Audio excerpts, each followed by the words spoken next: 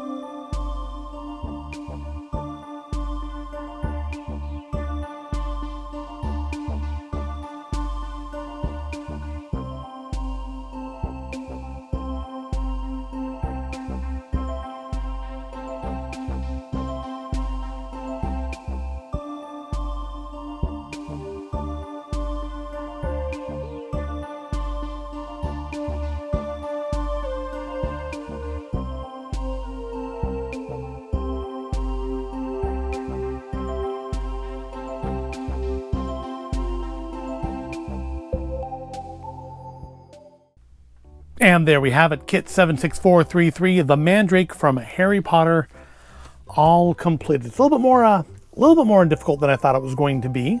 A lot of little detail on the face there, actually. I was not quite prepared for so many fiddly bits, although honestly I probably should have been.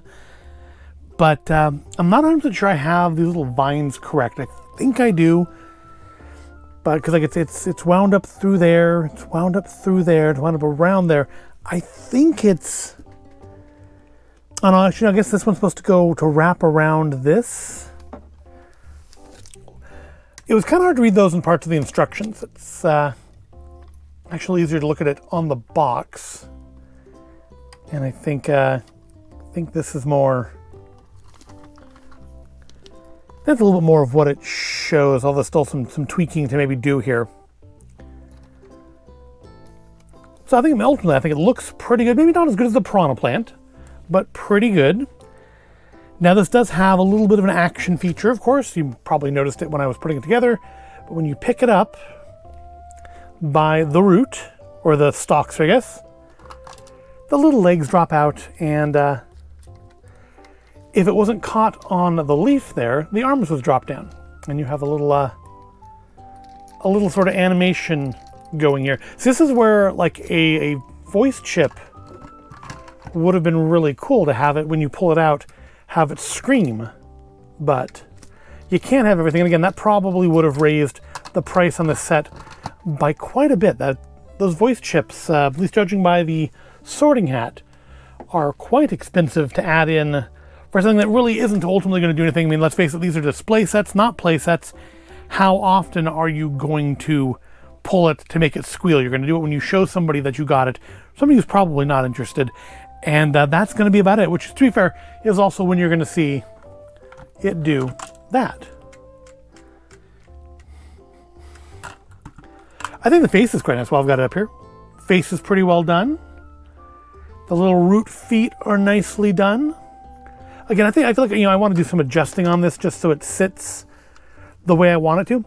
Now, I did have trouble. I thought I was missing a piece here. I thought at the very bottom of the pot here, and you actually can't even see it because it's under these flat brown pieces. I thought I was missing this little central gray piece, but it turned out it was stuck in one of the pot sides, and I just hadn't seen it.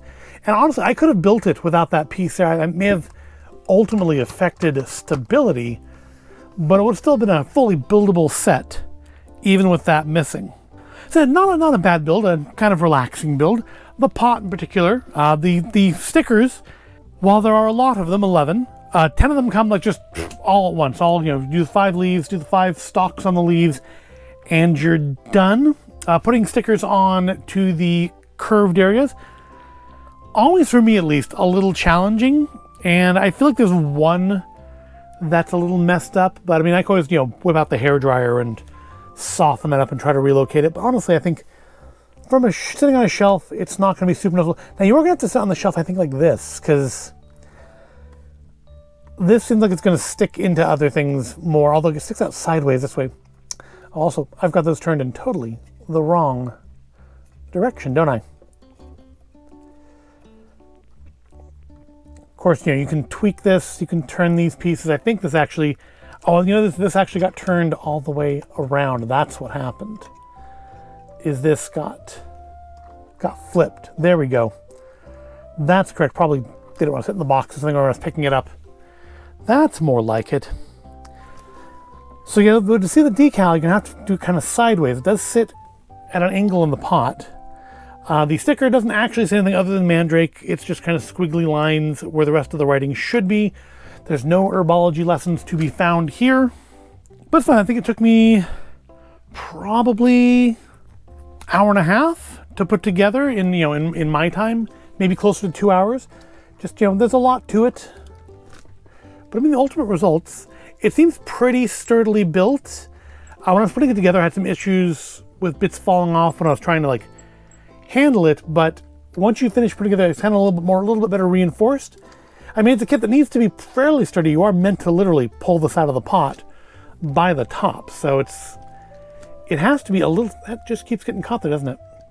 Has to be reasonably sturdy. Do a little mouth action here. You can make him talk. Yes, yes you can. Hello. But, yeah, it's kind of, I was thinking like, you know, potatoey, but actually looking at it now, it's kind of got more of a peanut shape, doesn't it? It's like a giant single peanut on the stalk or vine. Root, they grow on the ground. They're, you know, called ground nuts some places. But overall, fun little build. I do kind of wish these were more posable. These are those fixed joints, kind of like we saw on the legs of the Aragog set.